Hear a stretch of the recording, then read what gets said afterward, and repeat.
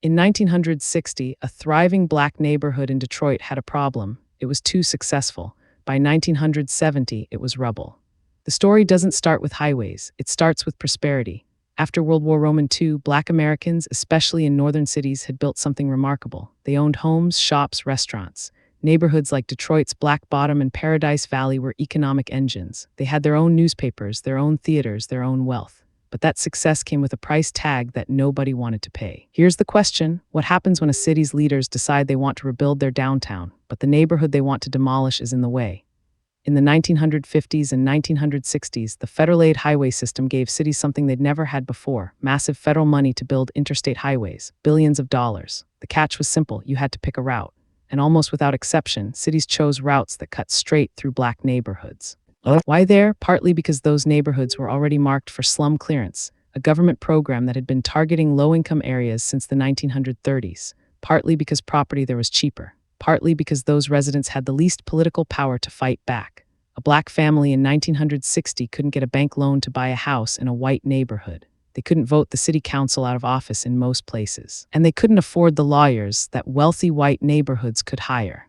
So what actually happened? The city would announce the highway route. Property values in that neighborhood would tank overnight. Why buy a house if your street's about to become an on-ramp? Residents were offered relocation payments, but the money almost never matched what their homes were actually worth, and there was nowhere to go.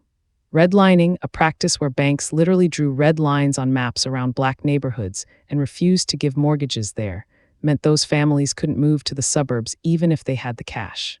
The demolition was brutal and systematic. In Detroit alone, the I-75 highway destroyed an estimated 2,000 homes and businesses. In Miami, I-95 erased Overtown. In Birmingham, I-20 cut through 4 neighborhoods. In city after city, the pattern was identical.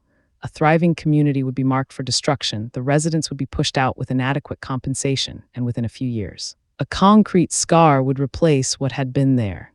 But here's where white flight actually enters the picture. White residents, especially middle-class ones, had a way out that black residents didn't. They could get FHA loans to buy homes in the suburbs. The Federal Housing Administration was systematically backing suburban development while simultaneously refusing to insure mortgages in integrated or black neighborhoods. It was policy, it was legal, and it was devastating. Think of it like this: imagine your paycheck is $50,000 a year. The government tells white families they can borrow money at 4% interest to buy a house in the suburbs. The same government tells black families they can't borrow at any interest, that neighborhood's off limits. So white families leave the city, take their tax base with them, and the city loses the revenue it needs to maintain schools, parks, and services. The city gets poorer. Property values drop, and the remaining residents, disproportionately black, are left in a declining area. The highways made this worse. They didn't just destroy neighborhoods, they isolated them. A highway cutting through a city creates a physical barrier. On one side, the suburb with new construction and investment. On the other, the inner city, cut off, harder to reach, easier to ignore. Property values on the isolated side plummeted. Businesses relocated. Schools lost funding. It became a self-fulfilling prophecy. The neighborhood declined. And that decline was used to justify why it had been worth destroying in the first place. The wealth gap this created is still visible today. In the 1960s, a black family forced out of their home received maybe $10,000 in relocation payments.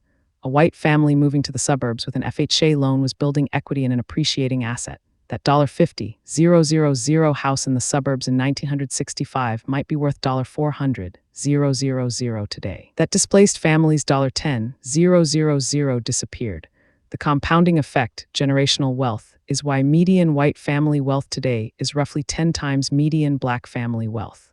So to answer the original question, why did a thriving neighborhood turn to rubble? Not by accident, not by inevitable urban change, by deliberate policy decisions made by city planners, federal officials, and banks. The highways were the tool, white flight was the result, and the destruction of black wealth in black neighborhoods was the cost, paid by people who had no choice in the matter. This video is for educational and informational purposes only and is not financial advice. Always do your own research. If you want to understand how housing policy, economic segregation, and urban design shape the America we live in today, hit subscribe. There's a new story like this one every week.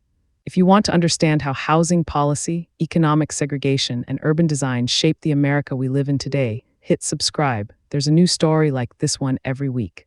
This video is for educational and informational purposes only and is not financial advice. Always do your own research.